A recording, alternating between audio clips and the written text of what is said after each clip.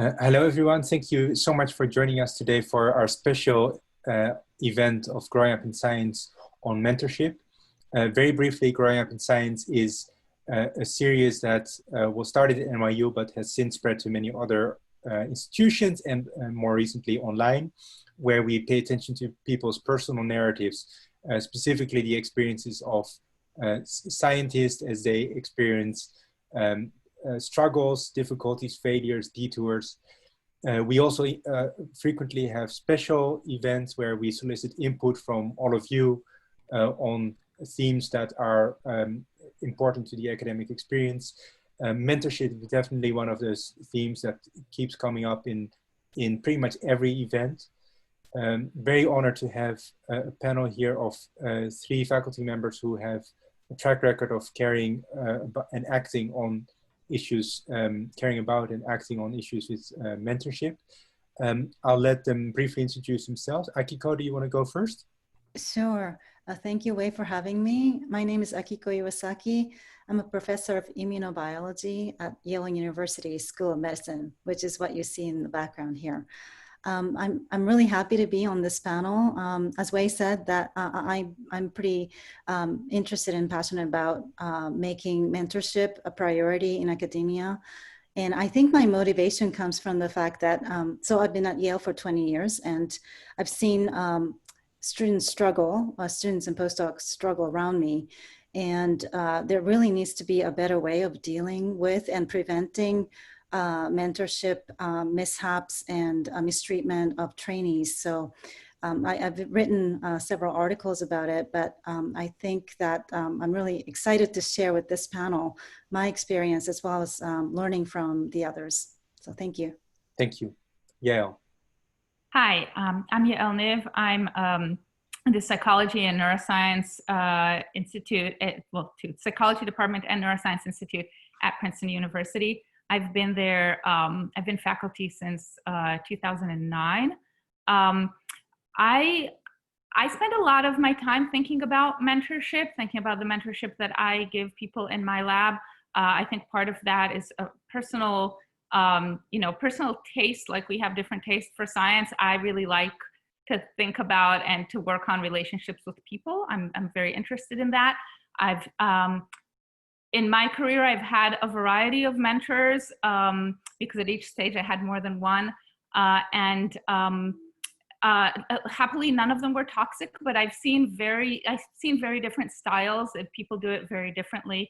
And I spend a lot of time thinking about our role as educators and mentors in kind of the broader sense in academia, not just, kind of doing science.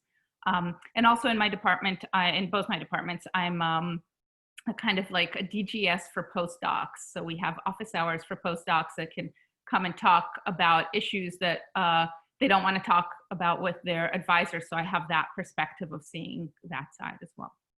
Thank you. Jay? It's nice to meet everybody on the call. I am a professor of psychology at NYU, and I came here in 2010. And I'm somebody who's always been interested in mentoring. In fact, I think that's my favorite part of the job. And I like to think actually probably the one thing I'm better at than most other things. There's lots of other weaknesses and flaws I have in my capacity as a scientist. But one I really am constantly working on is mentoring. And I'm also a social psychologist. So that means that I study things like groupthink, unconscious bias, social dynamics, and performance, collective intelligence. And so I am constantly reading the literature and thinking about those dynamics in my own lab and in my program and in my department. And Wei Ji will know that I end up emailing him back and forth, and we're often in dialogue with him and many other people about how to improve these practices in our own department. And so as much as I love my department, I'll throw us under the bus here for a little bit, which is to say that although many of us intrinsically value mentoring and care a lot about it, and we actually have, at least I have one colleague in my office next door to mine who has won the best mentoring award in the field of psychology, there's a huge variation on mentoring, in part because no one is selected for this job based on their mentoring skills, and many people have not even tried mentoring. And so they're all selected based on their science. And so I have a lot of colleagues I look down the hall, all amazing at science, but huge variation in the quality and style of mentoring they have.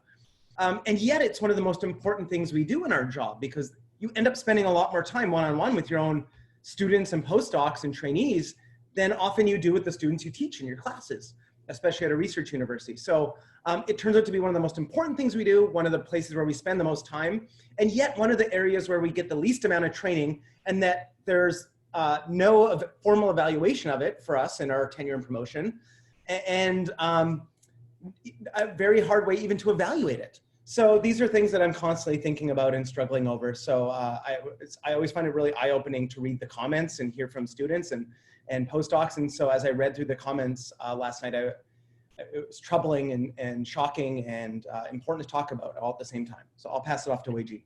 Thank you. My name is Wei Ji Ma. I've been faculty since 2008, first at Baylor College of Medicine and currently at NYU in neuroscience and psychology. I started growing up in science in 2014. And through hearing faculty stories, you also hear a lot about what can go wrong in mentorship, because most people, if they haven't experienced their own bad mentorship situations, they have seen them very close by. And what also has left a deep impression on me is that over the years, I've had lots of graduate students and postdocs come to me in confidence to tell me about their own bad situations, situations that they wanted to escape. And what I've always find heartbreaking is if trainees get extremely upset and they think of leaving academia altogether, not because of any fault of their own, but because of poor mentorship. And that not only calls for faculty to take an active role in supporting students and helping them to identify those problems in mentorship and deal with them, but also to make systemic changes to prevent these situations from happening in the future. So that's why we're all here. We're hoping to make some progress on both identifying the problems in mentorship and come to obtain a start in thinking about systemic solutions. A couple of practicalities for this Zoom meeting. Actually, could you just go back quickly to slide one? As you probably know, the meeting will be recorded. Recording will be posted online. However, you can change your name for anonymity, both in the chat and in the Q&A. You can type questions or comments in the Q&A, but we might only get to them next time. For general discussion, please use the chat, which in a moment I will open to everybody. Yeah, so you should be able to chat with everybody at this moment. Then let's go to the next slide. Yep. Sorry. So the survey that we sent out, we got a lot of responses, 147, not necessarily all from different people, but we are going to do our best. 191 when I looked. Yeah, but people could have filled out multiple times, right? So the questions were, as you see them here.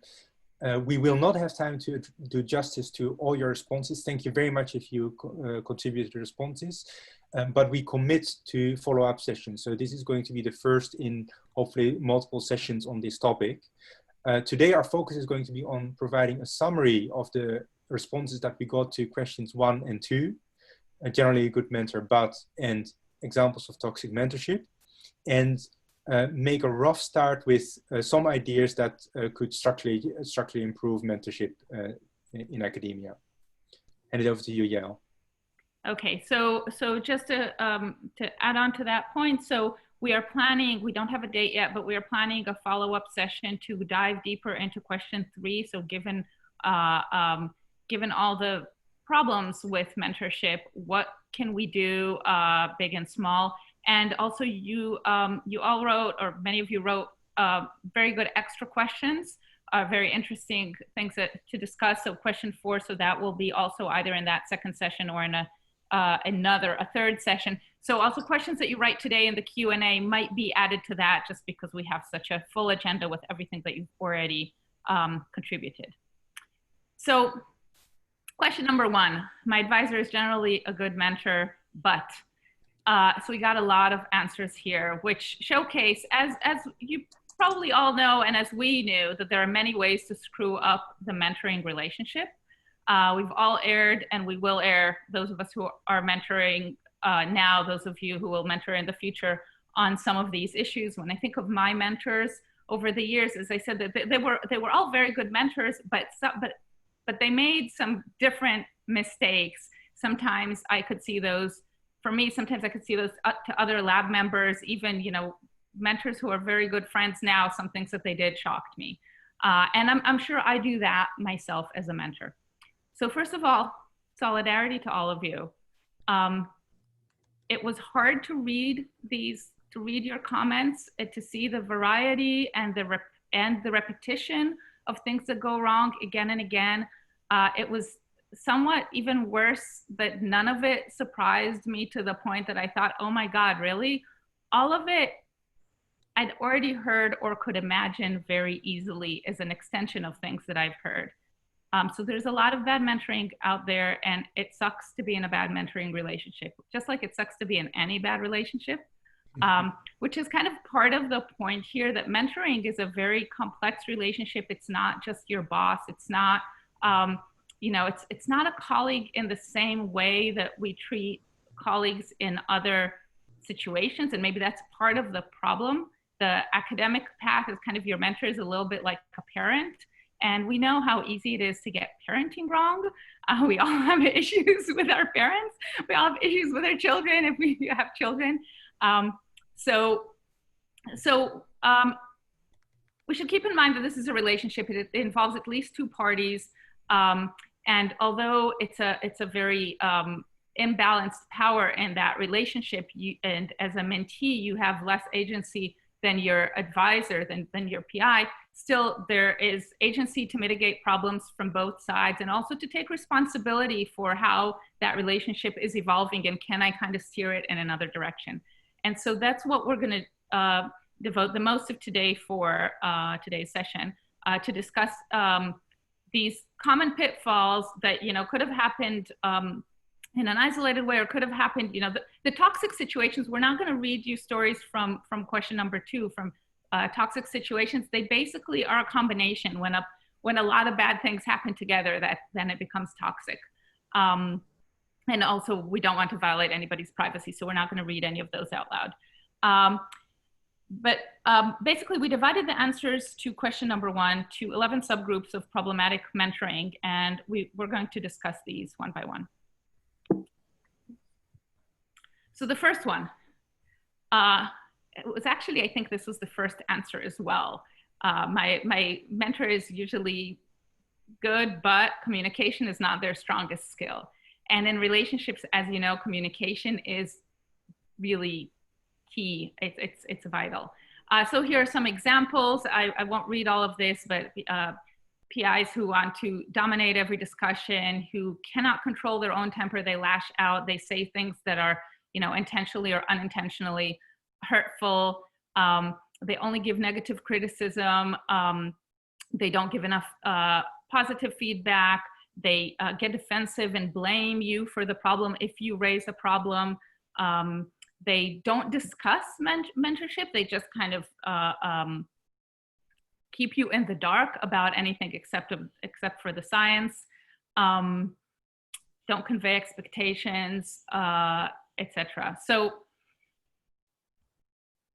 I'll just start by saying I personally, as a mentor, I think communication is the most important thing, and lack of communication is the thing that over the years I've realized is the one thing that I kind of cannot get over with a mentee. Like if there's somebody that I can't talk to, that's going to break in other ways later on. The science will break apart. Everything will fall apart if we don't have honest communication. And I think that's especially important in science because, or in research and academia, because we rely a lot on honesty on other things too, right? Like, you know, we trust other people's data, other people's analyses. We don't go and check everything that they do. So in the same way, if you feel that there's like a breach of, if we can't communicate, what else can we not do, and can we not trust with each other? So I think this is one of the biggest issues, and that's why I put it first in the summary as well. What to do about it is, first of all, I think to remember that communication is really a two-way street, and you don't always have to wait for your mentor to bring things up. One of the things in my personal life that I learned over the years from therapy is that when I keep things inside, they just grow and fester until at some point, you know, I lash out at you know, at my partner, at my children, and my parents. And that is not useful. That does not repair relationships. That only hurts. So I've been trying over the years to, like, when things are little, before they grow, like, put them out there. That they, you know, sunshine kind of can dissipate them. And some things are really easy to solve. So I know this is easier said than done, but the minute you kind of spot a problem, I would suggest trying to bring it up. In my lab, we have set times at the end of every year, every academic year, where we have this kind of like big picture conversation. We call it end of year meetings, in order to have a place to bring up these things. But I'd rather people not wait till the end of the year. I'd rather, like, at any point in time, they say, by the way, this little thing that you did bothered me. And I think people get a lot less defensive when it's something small, when it's not like, oh, there's been a pattern that's been happening for the last 3 years, and, you know, this is the first I've heard about it. And I think some of this, some people are terrible at communication, but you're not going to change adults. Basically, it's going to be very hard to teach an adult new communication patterns. We're very set in that.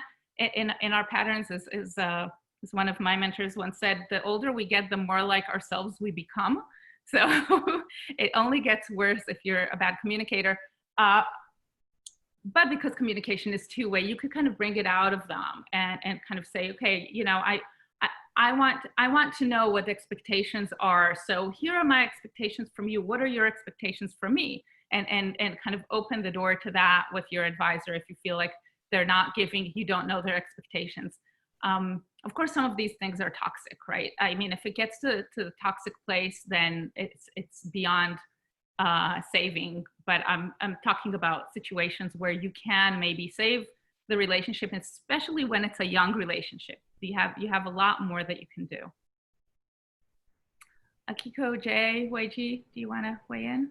Yeah, so I want to kind of add on to what Yael just summarized beautifully.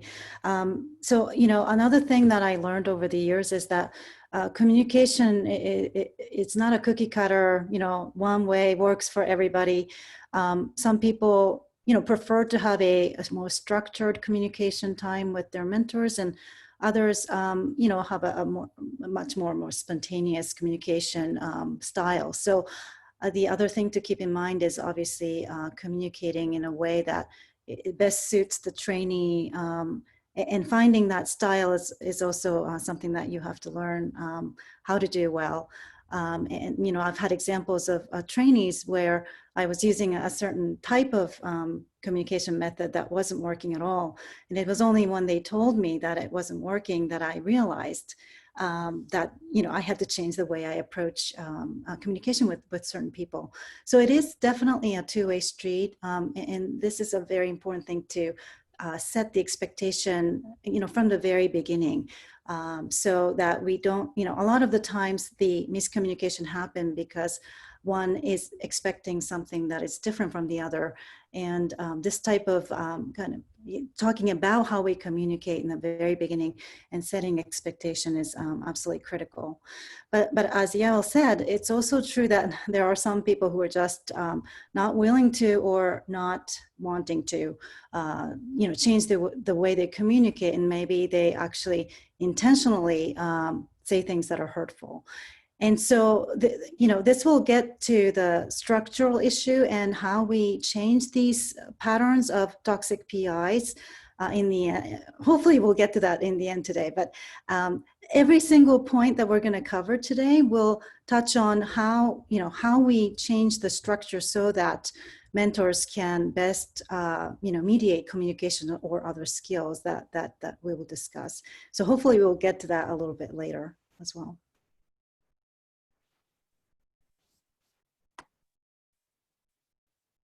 Jay, we can't hear you.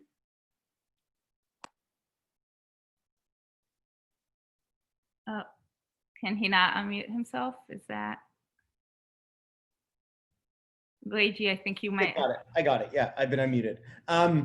I'll add a couple small things. So assuming your advisor's not a bully or toxic, so I'll start with that, and then I'll move to the toxic mentor in a minute, because I think a lot of these comments are about toxic mentoring. If you have a mentor who's just a bad communicator because they're, you know, in 10,000 feet, their head's in the clouds, or they're thinking about other things. I have some students who, when they do their weekly meetings with me, I have a couple who come with like the 5 agenda items they want to accomplish. And we have the meeting, and they come in and drive the conversation, and they're there to get certain things out of me: advice on a project, reference letter, support for a panel, ideas for a grant they want to submit. And so they come in with their agenda, and so they really are the drivers of the communication and make sure that their agenda is met, and that I'm giving them the support and advice on all the things they care about. And so that's what, assuming you have a good-natured mentor, I think that's like a good way to get the communication going from a low-powered position. Now let's assume you don't have a mentor who's operating with a good nature, which is a lot of the comments here. They have a temper, they're lashing out, they're mean. And so in that case, I think what you need to do is take a different tack. And, you know, assuming you've tried to reach out to them and work with them and it's not getting better, you need to cultivate other mentors. You need to find people you trust who either have worked successfully with them to figure out how you're going to navigate their emotional landmines of their personality, or else you need to start thinking about reporting them. And so if they're doing this in ways that you can document, I recommend starting to write it down or keep a copy of the emails where they've done this. So if their university ever is going to have to deal with them, they need it helps to have a paper trail. And so I'm sorry to get litigious on these issues, but when I encounter cases that look like this, it starts to signal something else is wrong that might require human resources or a director of graduate studies that you should be able to talk to about these types of things. So you kind of have to take a read of the situation. Are they good-natured but just not good communicators? Or are they maybe a bad-natured person or a mean person or a competitive person with their own students?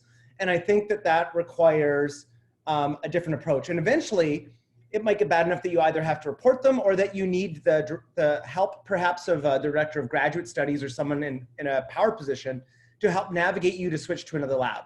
And I will say that one of the things I try to do and our program tries to do is make it as easy as possible to switch labs. And I know it's often daunting, and I've had, since I've been here, 3 PhD students who switched into my lab for various reasons, not just for toxic mentors, but all kinds of reasons.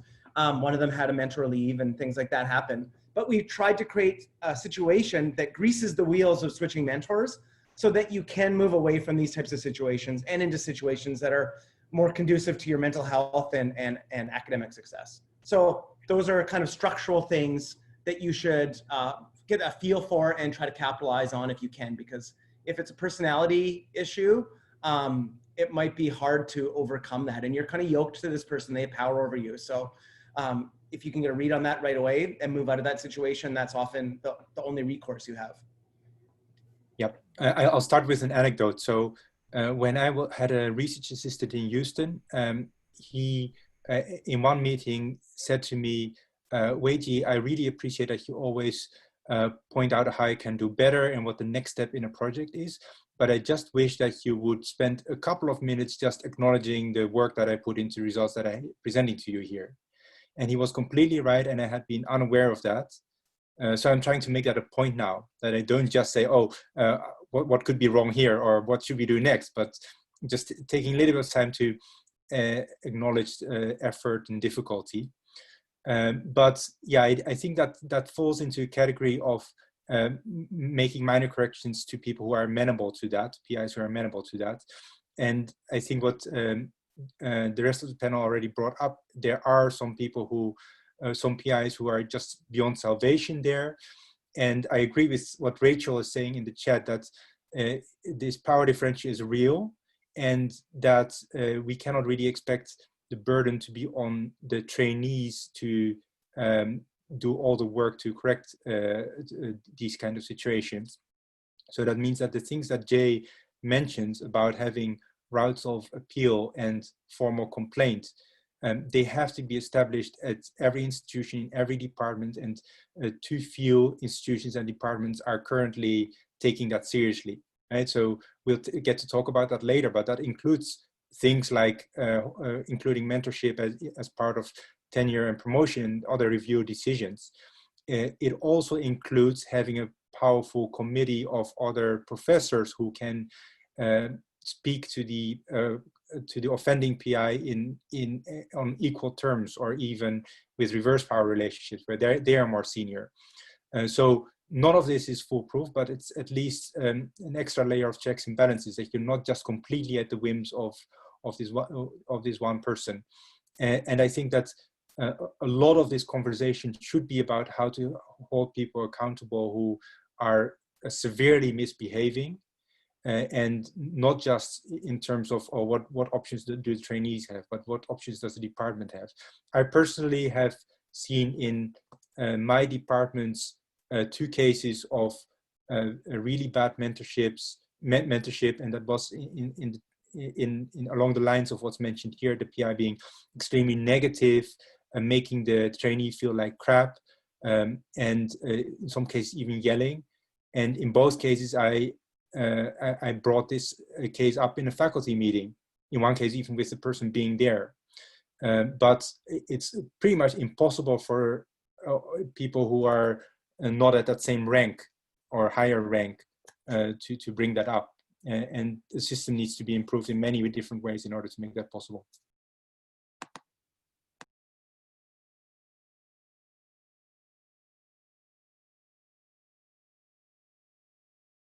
I think I'm not going to mute myself anymore, even though it's raining like crazy outside, because when I mute myself, I can't unmute myself, Wei Ji, for some reason. So I just wanted to summarize. I mean, this took longer than we expected, but that's fine, because this is a really important point.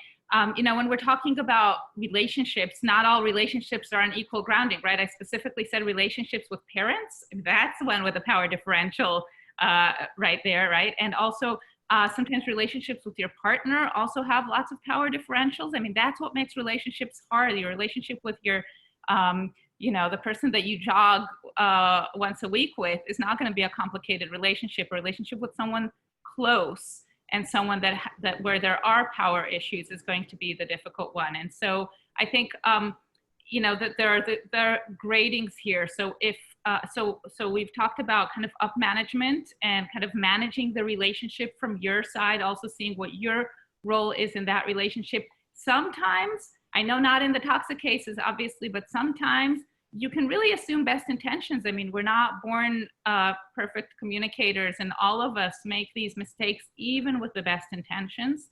So sometimes that is enough just to bring things to light. Sometimes you really need to kind of up manage your mentor. Sometimes you need to kind of distance yourself from the relationship a little bit, in the sense that maybe I'm getting some science input from this person, but I'm going to ask for the other input from other mentors and from other people that can help me. And that's actually something that I was told before I got married by my therapist. She said, don't make the mistake to think that your partner will fulfill all of your needs. It's always good to remember there are other people that can fulfill some needs. And if you put all your expectations on one person, you will always be disappointed. So I think that's the same for mentors. And then exit strategy. If all else fails, don't stay just because you started. I know there's a huge cost to leaving, to changing labs, changing projects, etc. Huge cost, but sometimes that cost is still smaller than the cost of staying there and, you know, being disparaged and yelled at and having your self-esteem kind of, you know, stepped on a daily basis. That you don't deserve that. Nobody deserves that. Nobody should live with that. Okay, so I'm going to move on to the next question. So, too self-centered, and Wei Ji, you are going to start the discussion. Yeah. So this is also a broad category. So it's somewhat related to communication. Wants to dominate every discussion. Doesn't give me enough credit for ideas.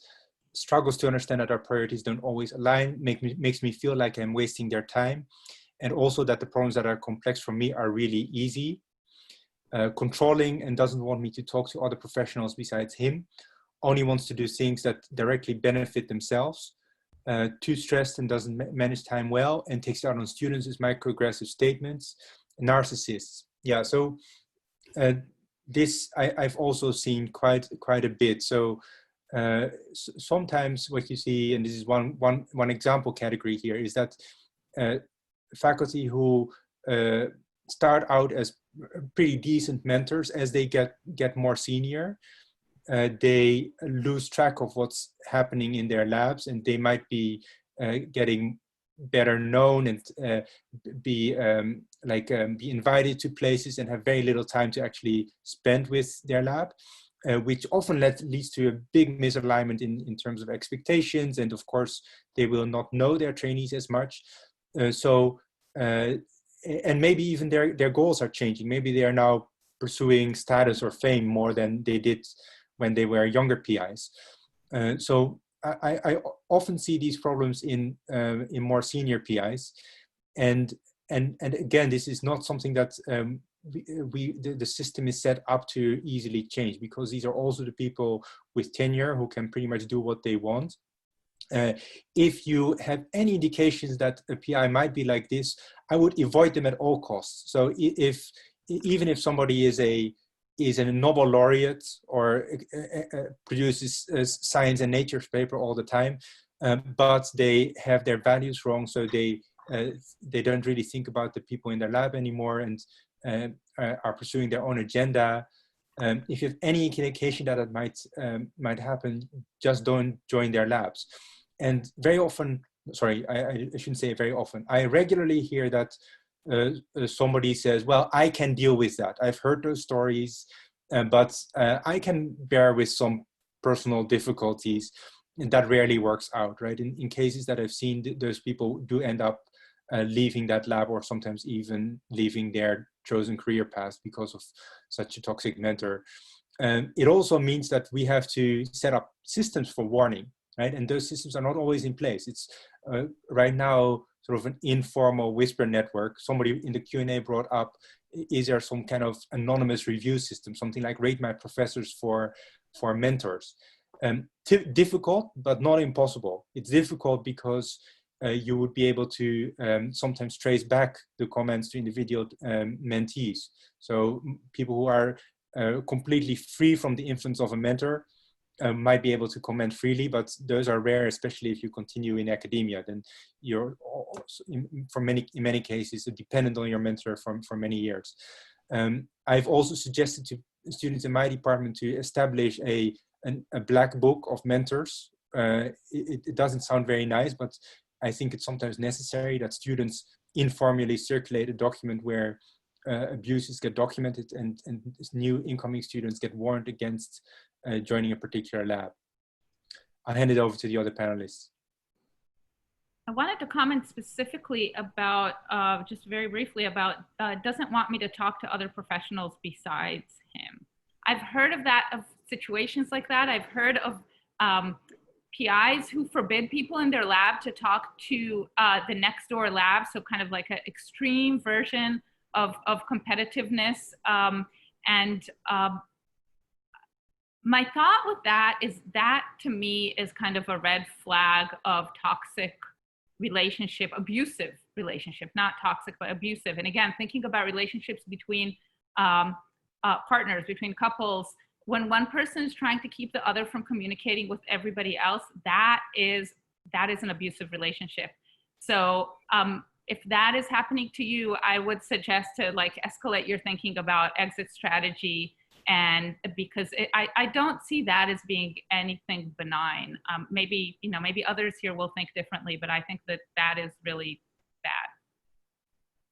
Yeah, I want to pick up on that point because I actually had a postdoc who interviewed and joined the lab of a person who told her not to talk to other professionals and just joined his laboratory.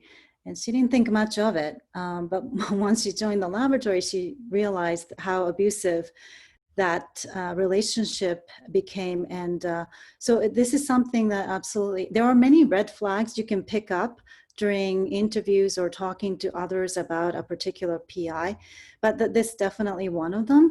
The other thing that was brought up by Wei Ji and others is the thought about talking to other students, other postdocs, other lab members before deciding to join somebody's laboratory. And this is absolutely key.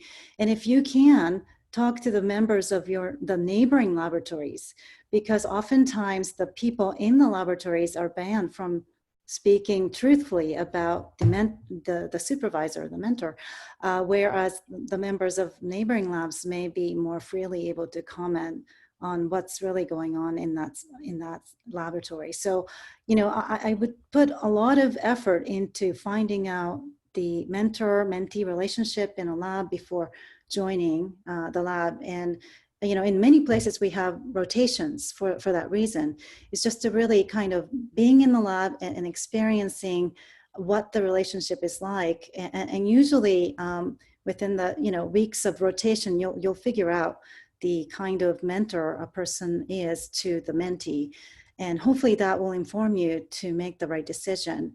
For postdocs, it's more difficult because you only usually get like a, you know, day of interview with your potential mentor and the lab members in it. So again, there needs to be some sort of black book or some sort of information out there that should be established for every laboratory. But there isn't such a thing currently. I wanted to say one more thing about this. Doesn't want me to talk to other people, you know, that is like to hear about this, to hear about themselves, to like get information. But I think there's more to this. So the story that I heard of a lab members being forbidden to talk to other labs, that was during their research. You know, they wanted help on some technique. Then they would have to meet with someone from another lab at a cafe off campus, lest the advisor see them talking to someone from another lab. So that kind of controlling is what I was talking about. Of course, it's a red flag if someone doesn't want you to hear about them. But I'm saying that even just trying to control your communication. I mean, as a scientist, as an academic, academics are, you know, communication is key everywhere. If someone is trying to prevent you from communicating outside of the lab, I really, you know, have no words. You know, I just think that's kind of the epitome of wrong in many ways. Jay? Yeah, I mean, I would say the same thing. There is an issue here of a personality problem. And the moment you have a personality problem, if that person's not willing to evolve, then it becomes an issue of how bad is it? Like if you start talking about microaggressive statements or narcissism, which means lack of empathy, those are things that start to move into the category of abusive or toxic. And I would document them and report them. If it's simply, again, there's lots of potential possibilities. The other possibility is it's somebody who just has a large ego. Then you have to decide, is it worth it to work for them? And in some cases, you might decide to suck it up because they're really good at what they do. In other cases, you might decide it's not worth it. I'm a big fan of moving to another lab. I'm also a fan of, once it gets abusive, to document it, track it, report it. If there's unethical things said to you, what I like to do is take an extemporaneous note of the time that it happened and details.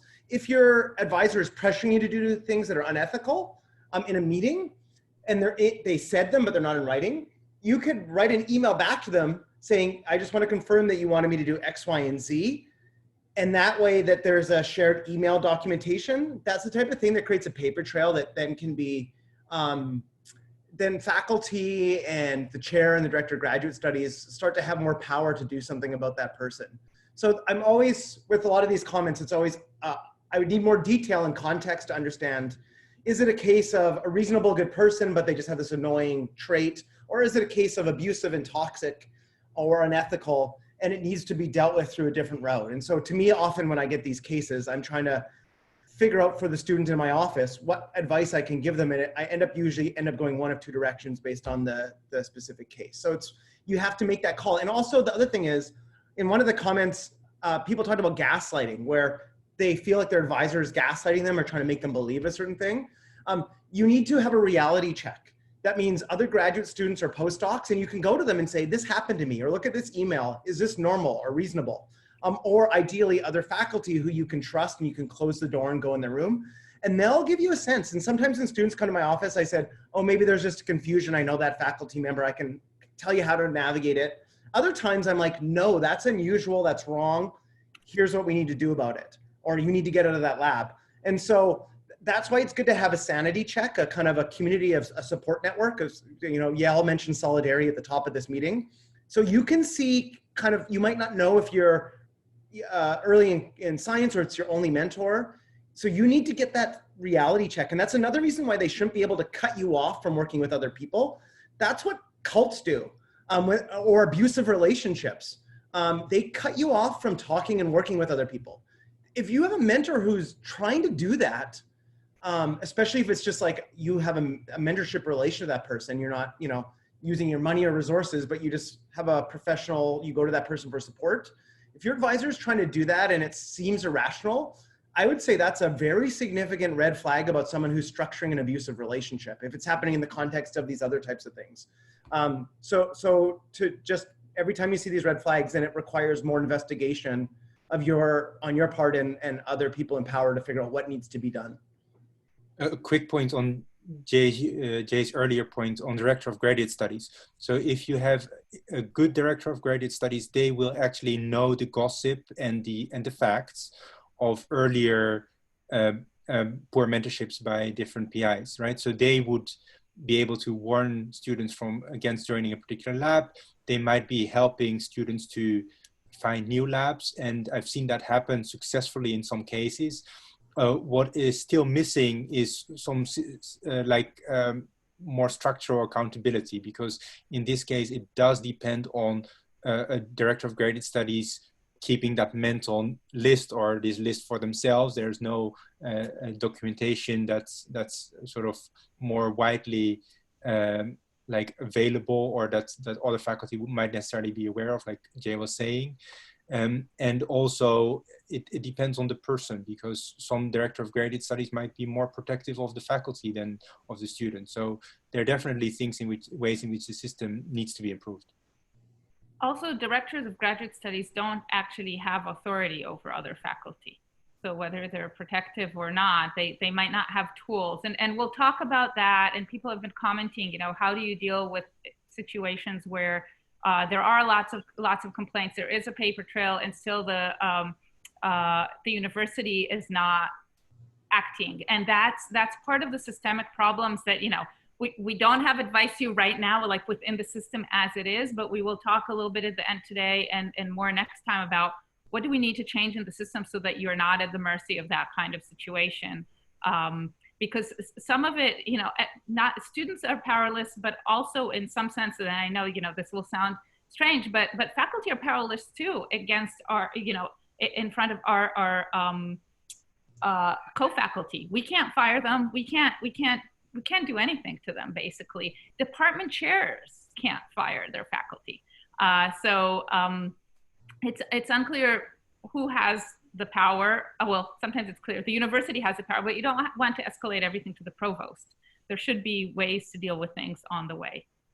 Okay, let's move on. We are like a million times slower than we planned to be. So I'm going to tell the panelists, let's try with the next ones kind of to talk about specifically things that are kind of new in terms of, ways to deal. So Akiko, this one's yours. Okay, so this is another common comments that we got, which is PIs that creates unsupportive lab environment, especially, lacking inclusion and, doesn't want to or doesn't address stress and mental health issues. There's no emotional support or the job market related stress, does not encourage collaboration in the lab, doesn't stop senior graduate students from bullying other students, leaves trainee to compete for resources within the lab, play favorites. This was multiple people said that, and treats people unequally, and no clear authorship rules. Many instances of handing students' project to others, even in front of themselves, often without asking the students, obviously, and despite the students' objections sometimes. So these are, we've seen these kinds of environment, unfortunately, before. These are the PIs that either willingly or unknowingly creates an environment that is competitive and not inclusive. And sometimes, students are being asked or forced to compete with one another on the same project. This is obviously a very toxic environment. You really can't succeed in an environment where you have to feel like you're competing with your colleagues and having to hide data and so on. But unfortunately, these kinds of PIs do exist. And again, we covered this before, but I think having a mentor outside of the laboratory whom you can confide in and discuss these issues is critical, again, to deal with it, because we've had these situations before and have dealt with similar issues. And so having some sort of senior faculty who can listen to you and who can provide advice for how to navigate each of these situations will be very helpful to the trainees. And also sort of not inclusive enough, the other comments that I saw were to do with either because of your gender or because of your sexual orientation or because of your underrepresented, minority status, or other issues also come into this unsupportive lab environment. And so, women in STEM issues also have to be considered in this particular topic. And I have seen laboratories in which people are valued more if they were, let's say, white males compared to, people of color or women or some, whatever that the PIs picks as their favorites. And these issues have to be dealt with, not just within yourselves and just talking to people, but I think at the departmental or somewhere higher, because being non-inclusive, especially based on race or sex, is just, shouldn't be allowed in this day and age. And so, again, having someone like Yael, who is a DGS for postdoc or DGS him or herself, or someone even higher, like department chair. In my department, for example, my chair is quite in tune with these types of problems. And I feel like each student can actually go directly to discuss these issues with them. But of course, not every department has such supportive chairs. So this is one of the major issues. It's this sort of favoritism and also racism and sexism in the laboratory. I'm going to open it up. I want to add to this. This is one thing that you should look out for when you're deciding which lab to go to. You can look at who has graduated from the lab. I mean, hopefully some PIs don't have a list of their previous members in the lab, so you can ask them, can you give me some names of people who have graduated from your lab to talk to? I asked that when I went to my postdoc. They had a list on their website, but I asked who of these people are in a similar situation to mine, changing fields, etc., that I can talk to. But then look to see if there are patterns. Is it, the men have many publications and the women have fewer? Because you can look up somebody in Google Scholar, they don't even have to have it on their website, and you can see of their mentees, like, do women in their lab produce papers? And it's this is not on the women. This is sometimes on the, or many times on the advisor, and how they dole out projects, who they invite to write reviews with them, etc. So you can look at that literal paper trail. You can try to see how many of them have continued to stay in academia, how many of them, like, where have they gone? Like, is there a big disparity in who succeeds in this lab or not? Because the lab might look very successful, but when you start breaking it down, you see that, and everybody knows about some people, like, this person is bad at mentoring women. So there's a huge problem here. Like, that person should not be allowed to be faculty. I'm not excusing them in any way. But if you're a woman, first of all, don't go to their lab, as famous and publishing in science as they might be. So that's one thing that I wanted to say. And another quick thing, and I know I'm tackling these things as if they're like in isolation. Of course, the big picture we're talking about is very complex.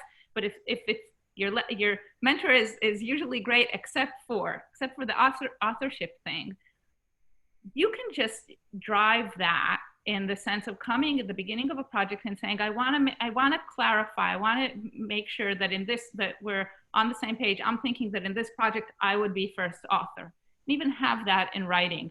And I'm grateful to Liz Phelps, actually, when in one conversation that we had among collaborators on a very new project that we were thinking about, different PIs and different students, she just said, you know, I know this is awkward, but let's just put this aside right now so we don't have to worry about this. Let's talk about authorship. This is like, this never led to a paper, this project, but day one in the conversation said, let's make sure we know what the authorship is. So I think student X should be first author. In that case, she said, we were 2 junior PIs and she's senior. She said, I'm senior PI. I don't need to be last author on the paper. You two decide which of you would be last author. We decided on the spot. And it was such a relief that I now try to do that for my students whenever we have a collaboration, because I know it's so awkward. I was so grateful that she did that. And every time I do it for my students, I feel very awkward, but I'm like, you know, get over it. Get over that awkwardness. Just do it.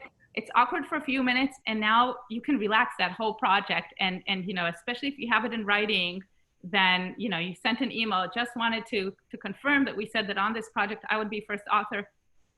If they suddenly say, wait, someone else is first author on this, you have a big case to say, excuse me, like this was not what we talked about. And hopefully the fact that you had that discussion won't make them change, because I think when things are not clear, it's easy for them to shift because people have different expectations. But once you've clarified it, I find it hard to believe that someone would just like pull your paper from under you without even discussing. And I know now saying that people will write that that's happened to them, and I'm very sorry. Yeah, I'll add to that. So I agree completely with what Yael said, and I posted an answer to a question about authorship in the Q&A. Another thing I'll add to it is that authorship is an ethical issue. So it applies to research ethics, and journals can pull papers with unethical authorship. And many professional societies have guidelines about authorship, and journals do. So I linked to one that I use in my lab. So I try to set authorship from the outset. But what you can rely on also is there's scorecards. So the Association for Psychological Science has like a checklist with different points. And you could build your own scorecard for your lab as long as everybody agrees to it, or there might be different norms in different fields. But what it allows you to do is anchor a conversation about authorship based on actual contributions to the project. And you can decide to depart from it, but it should be a collective decision. But it gives you a framework for understanding the ethics of authorship. And if people don't put you on author, or you deserve something and you're kept back, that's a type of issue that can go up in terms of 2 people in power that they can often act on, because there are clear ethical guidelines in most fields. So I would recommend, again, trying to establish authorship from the outset. If it's not established, try to use a scorecard. And if those are being violated, then you're probably going to have to talk to another faculty member for advice, and potentially it could get escalated if there's not an issue. Or sorry, if there is an issue that's not being properly addressed. And this has sometimes come to journals. I know authors who've submitted a paper, someone gets to review it and they said, I helped design that study, I'm not an author. And that can sink a paper in a journal. So just so you know that there are authorship and that type of thing, intellectual property and credit, there are actually clear standards, not only within your department, but in the field that can regulate and constrain people. So that's just something to think about. I have just one minor addition to what has been said. So there's this great piece by Mariam Ali I think in Science on lab manuals. So there you would specify like rules of conduct for a lab, with the kind of lab culture that you want to foster as a PI. Now, I'm not saying that if you're a bad PI and you're forced to write a lab manual, then that's going to make you a better PI. But for a trainee, it could be a very telltale sign if somebody already has a statement about lab culture or a lab manual on their website, because that usually means that they have thought more carefully about these issues than PIs who don't. So I have a question now to the panelists. It's 126, and we're at number 3 out of 11. We finished number 3. I'll go to number 4 so people can read it while it's also very apropos, right? We have very little time too. Should we continue with a couple more of these and really shortchange the last part, or should we jump to the last part and come back to these on the next time? I just don't know what to do. One option is to just go through these, just to read them without commenting on them, to give room and space and acknowledgement to what people have written, and then we can maybe go back to some of them next time. Yeah. Fine with me. So My mentor is mostly okay, except they have very little time. People who are generally uninterested in details of projects, their mentorship is limited to just, they're checked out, basically, checked out of academia or checked out of your project. Maybe they have preferences. They give all their mentorship to some people in the lab and not to others. Maybe they're away all the time, unavailable, don't answer email because they're swamped. They might have great intentions, and that's a gaslighting part where they seem like a really nice person and they're just so swamped, but you are not getting what you want. They have a lab that's too big for them to handle. They make promises that they can't keep, and they don't meet with you. So that's a big problem. People who micromanage everything. So that's the opposite, right? There's the one who's checked out, and there's the one that's so checked in that they give you no space for your own intellectual ownership over your project. They don't listen to your ideas. You have to do what they say. They drop things, they drop deadlines without discussion. They just tell you what to do and treat you as a worker rather than as a scientist. Then there are the people who just have a problem guiding the science itself. So they find it hard to help lead the students to solutions of their research problems, or they shift them all the time. They keep throwing them on different tangents. Why don't you try this? Why don't you try that? And there's kind of no conclusion to that. Doesn't give enough direction, has no vision or mission to guide the lab. And then it's very hard for a student or a postdoc to create a project in that lab. Projects in labs, some labs have give a lot of freedom to each person to create their project, and then you can have a lab with very varied projects, which is good for avoiding competition, but it might lead to feeling like nobody cares about your work, especially if the advisor is one of those that doesn't give you a lot of attention, and it seems like you're even more isolated even within the lab. And giving random suggestions. And I can say, I know some of this from a long time ago. And when I was a master's student, I had to up-manage my advisor when he gave me advice. I'd be like, imagine I already did that experiment. What would that teach us? Oh, nothing. Okay, so let's not do that experiment. This is a big one. The stopping problem, this is tongue-in-cheek, I called it the stopping problem. But problems with letting students finish projects and move on. So either perfectionists who want the project to be perfect before you move on, driving them so hard so that they have no breathing room and everything, it's never ending because it's never gonna be perfect. Holding students hostage or postdocs hostage from moving on to the next stage. So the example that someone gave here is the advisor says, I won't give you a recommendation letter until this paper is ready to submit, but they want a paper for Nature or Science, and the threshold for that is very high. So this is another 2-3 years of work, which the student is not on board for. The student saying, I'd love to have a Nature or Science paper, but not if it costs me another 3 years in this position. Requiring long work hours at short notice because of this issue of perfectionism or because of other reasons.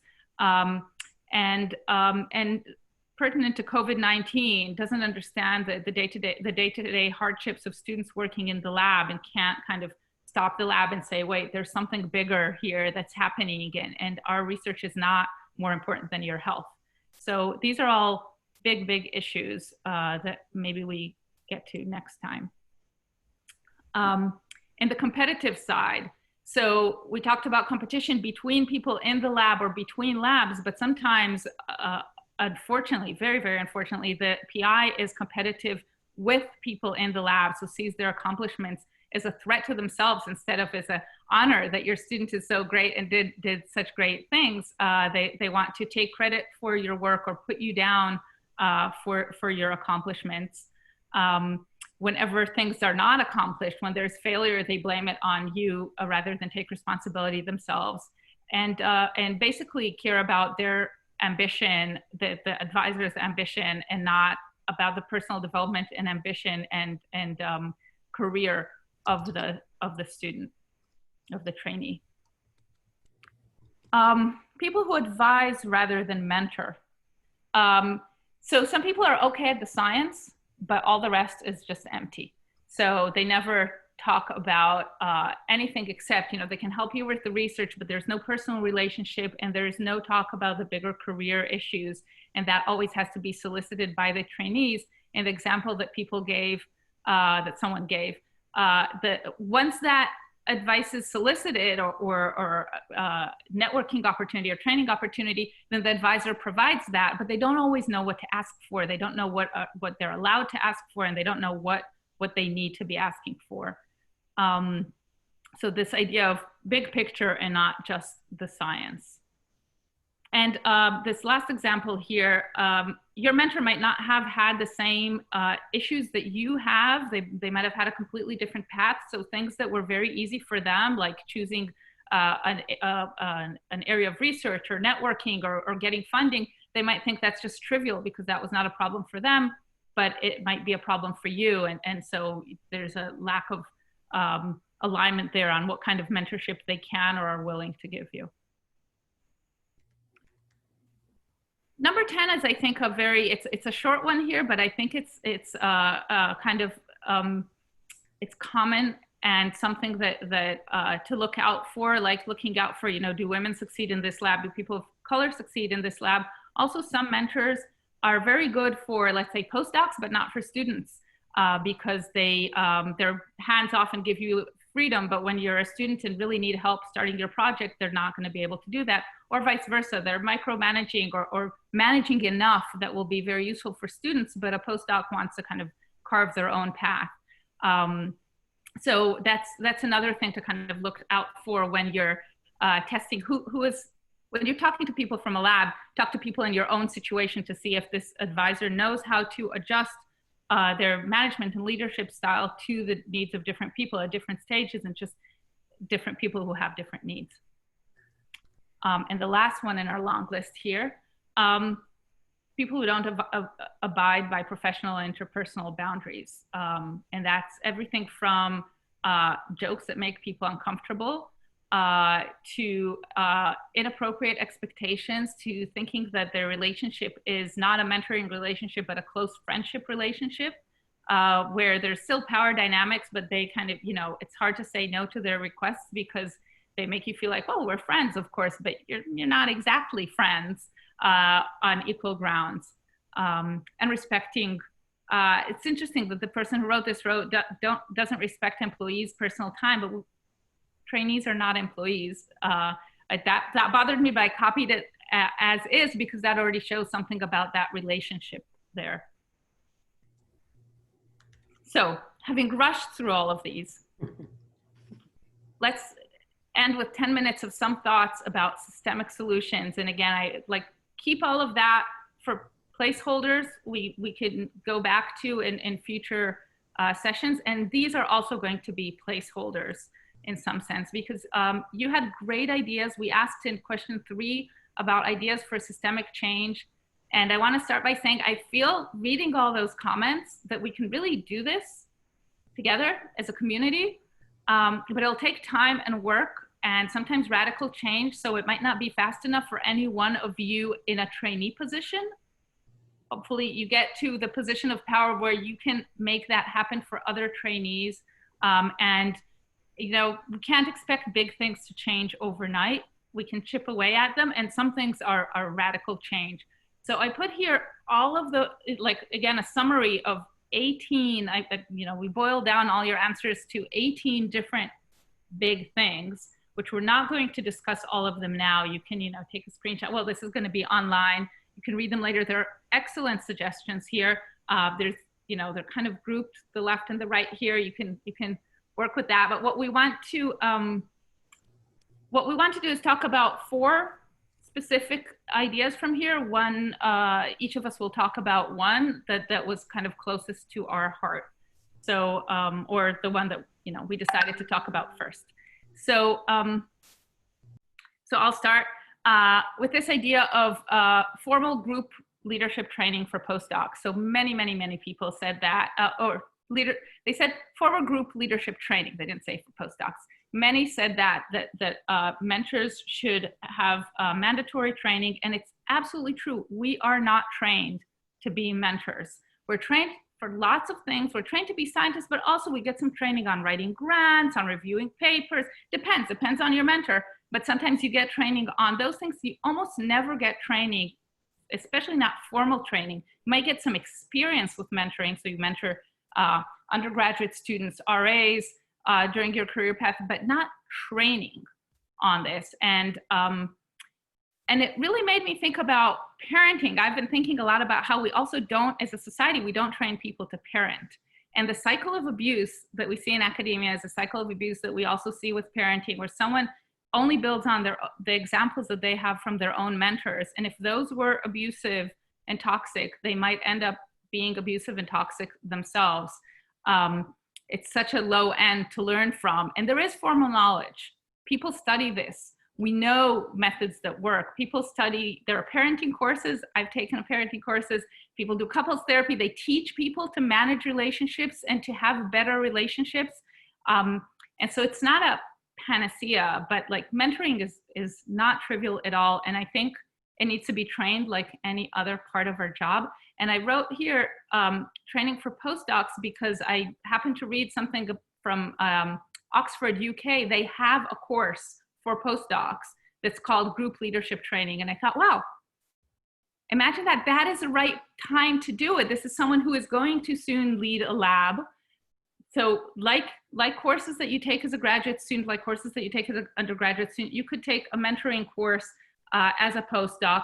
The full, like a professional course taught with a professional curriculum, not just random advice like we're giving here.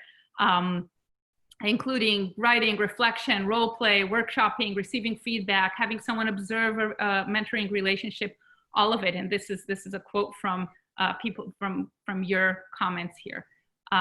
So when I think of this, I'm thinking about there's a National Center for Faculty Development and Diversity and Development and Diversity that I have a screenshot here from that does amazing courses for faculty about things like managing our own career and our time. I just took this course and really learned a lot.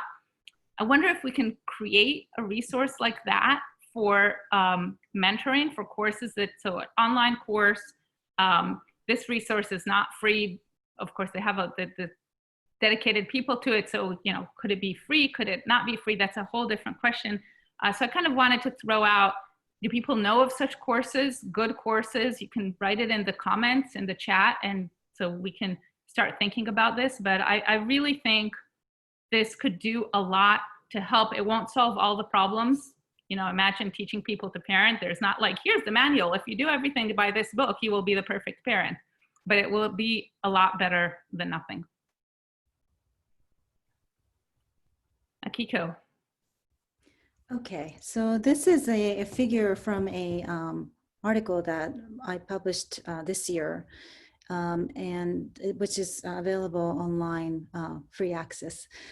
It's about sort of shifting how we value and reward mentoring in order to kind of make a real structural change in how faculty are recruited, then selected, and retained and promoted. Because ultimately, that is what we need. We cannot put the responsibility on the trainees to change the way we faculty treat their trainees. It's really not their job, and it's unfair. And so this is one of the ideas. It may not be implementable in all cases, but this is for graduate programs. Essentially having a thesis committee where, a student meets with their thesis, which is not just their mentor, but thesis committee members, more than once a year. And then there should be a time at the end or in the beginning where the PI leaves the room and where students can speak with the committee in confidence about any issues that he or she is dealing with the mentor. And if there are no problem, great. That goes into the right side where students and the mentor are happy. That gets reported as a positive interaction for tenure promotion and even salary raise, who knows. But if there are problems, it really needs to be dealt at the sort of a structural level with the PI and the committee, obviously having validation, students may not be telling not the truth, but like maybe misinterpreting some interactions and so on. So this has to be validated, but if what student is saying is true, then there needs to be actions taken involving the DGS and PI and the department chair to be kind of looking for how to solve these issues with mentoring and advice and training provided to the PI so that the PI can, remediate the situation. And when that happens, yes, the PI and the student become happy and that's solved. But if it doesn't happen, then it goes back up to the level of the chair and advice for that PI to again go through training or other mechanisms. And when all of that fails, then it really should be reflected during tenure decisions, promotion, annual salary raise, and so on. So there should be a direct consequence of being a poor or even toxic mentor. And this is just one idea for structurally dealing with toxic PIs. It doesn't unfortunately apply for postdocs because most postdocs don't have a committee. And that's something we should be thinking about. Should there be a committee for postdocs that they can go to where this kind of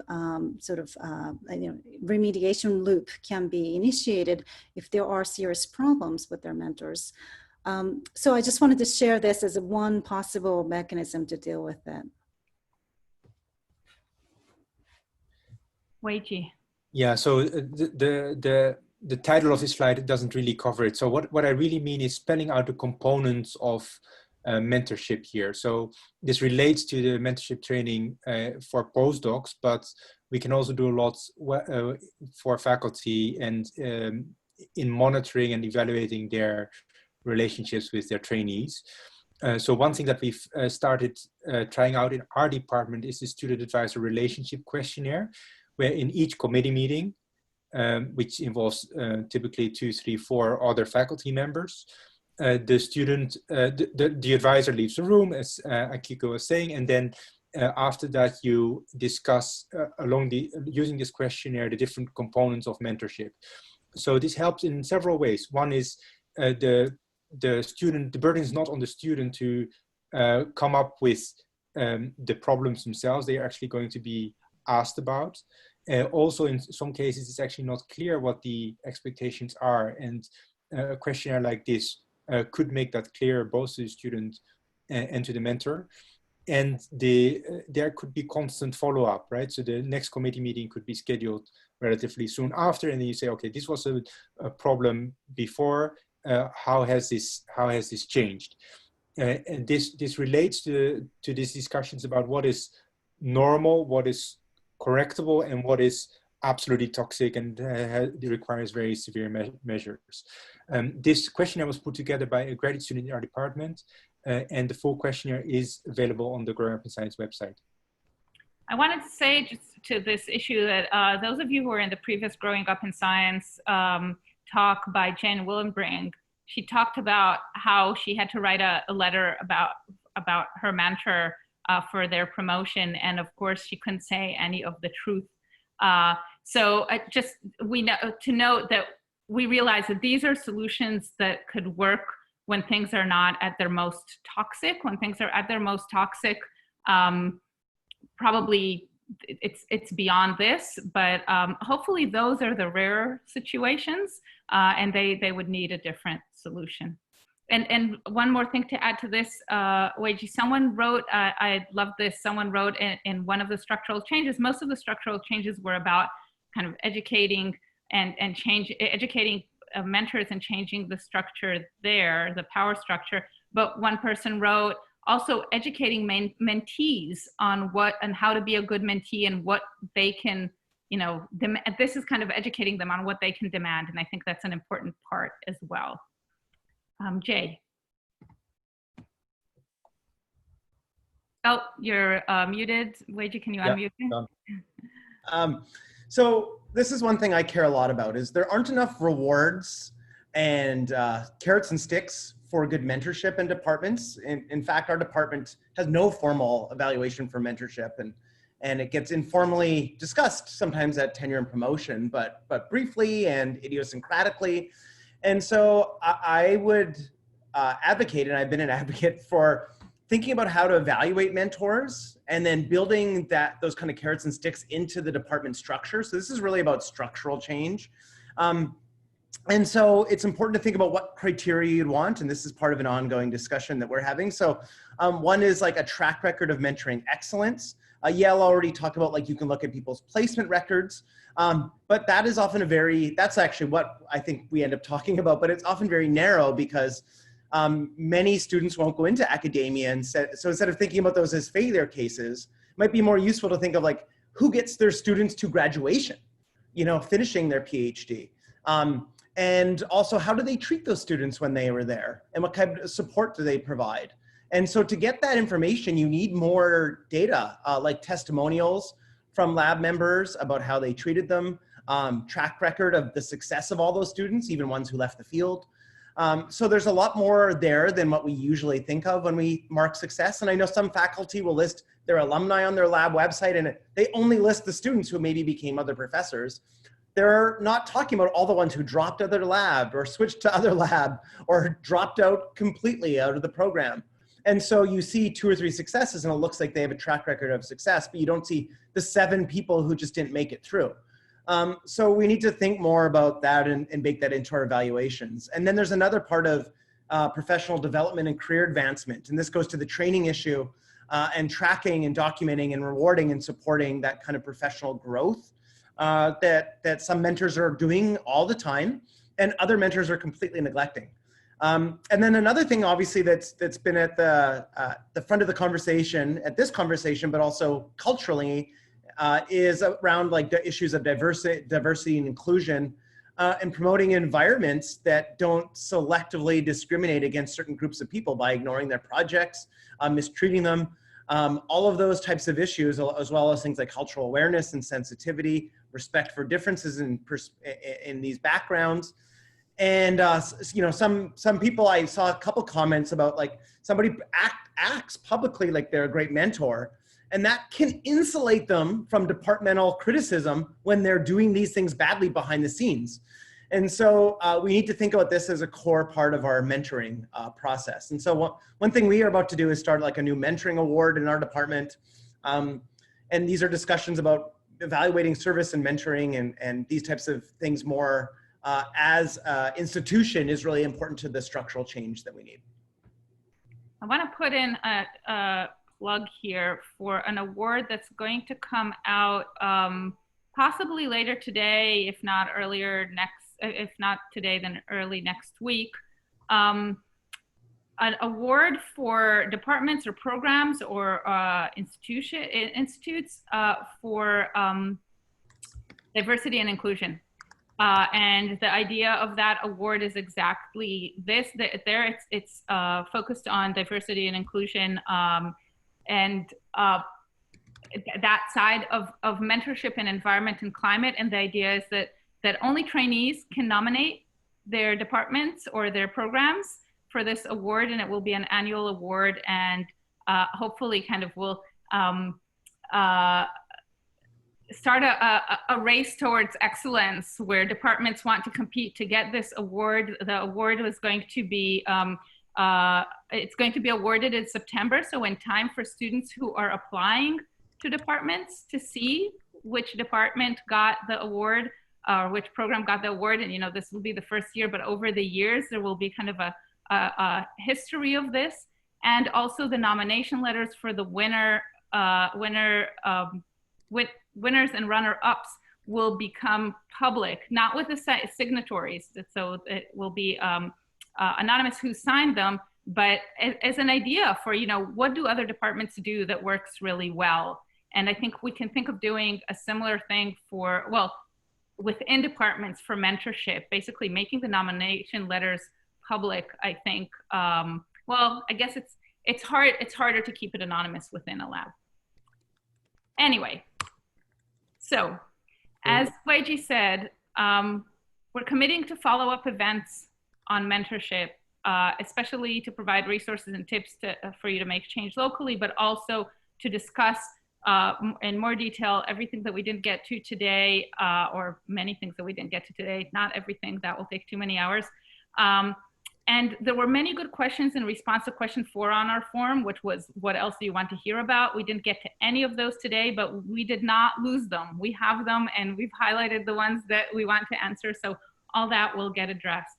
Wei Ji, So, yeah, just some concluding words. So first of all, the recording and the slides will be posted on the Growing Up in Science website. Several people asked about that. We try to be as open as possible about this process. If you as trainees want to take one thing away from this event, I'm hoping you're taking away that you do have allies, right? So the 4 panelists here and many of our colleagues, they care deeply about mentoring, and we're on your side. We might not be able to change everything overnight, but we will be thinking with you and fighting with you throughout this process. So my personal vision for Growing Up in Science is that it can become a hub for activists who want to change their own institutions. So we can provide the resources. For example, we could provide a flow chart like Akiko's, or like a list of evaluation criteria like Jay's, and then you can use those as tools to try to advocate for change locally. This is a long-term process, and we are committed to doing this, seeing this through long-term. We realize this is not just, should not be a one-off meeting. And finally, a brief call out for the next Growing Up in Science. It will be in 12 days from now, a conversation with Angela Saini, the author of Superior, the Return of Race Science. The process of our signing up will be the same. I would like to thank the panel for contributing so greatly to this discussion on mentorship today. Thanks everybody for contributing their questions and comments, and for coming today. And we will continue this conversation. Thanks everybody very much. Thank you, everybody. And good luck. Bye. Good luck.